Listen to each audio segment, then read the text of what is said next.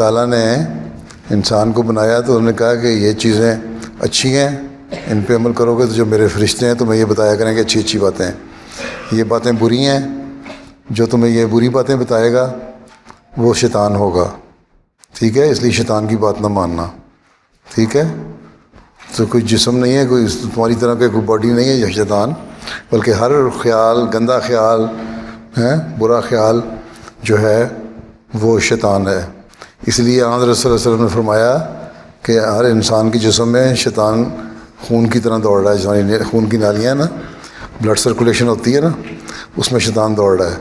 इसका मतलब ये है कि तुम्हें किसी वक्त भी शैतान गलत ख्याल की तरफ लेके जा सकता है।